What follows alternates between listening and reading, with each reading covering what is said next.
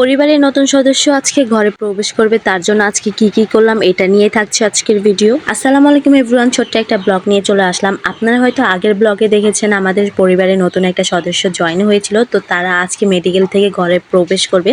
তাই সকালে ঘুম থেকে উঠে কাজে লেগে পড়ে গিয়েছিলাম। সবাই যেহেতু মেডিকেল ছিল, ঘরে আমি আর আমার কাজিন ছিল, তো আমরা দুজনেই কাজগুলো সেরে নিচ্ছিলাম। এতটাও কাজ আমি পারি না, যেহেতু ঘরে সব দায়িত্ব এখন আমার উপরে, তাই আমাকেই করতে হবে। আম্মু থাকলে তো আম্মুই সবগুলো করে নিত, এখন যেহেতু আম্মু আপুর সাথে, তাই সবগুলো কাজ আমারই করতে হচ্ছিল।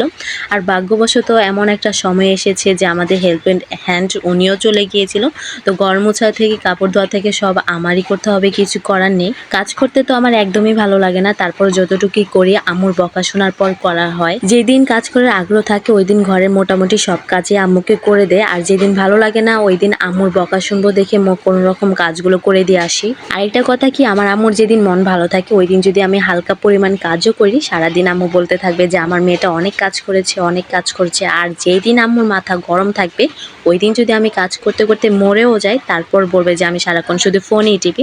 যাই হোক, মারা বুঝি এমনই হয়, কার মারা এমন করে অবশ্যই আমার কমেন্ট বক্সে জানিয়ে যাবা। সকালে ঘুম থেকে ওঠার পর যে কাজ করা শুরু করে দিয়েছি, এখনো কাজ করছিলাম, ঘর মোছা কাপড় ধোয়া আরও অনেক কাজ ছিল। এখন টেবিলগুলো গুছিয়ে নিচ্ছিলাম। কাজ করতে করতে আমার এত পরিমাণে মাথা ব্যথা করছিল, এদিকে আমার মেয়ে আমাকে ওষুধ এনে দিয়েছে, এটাই খেয়ে নিব।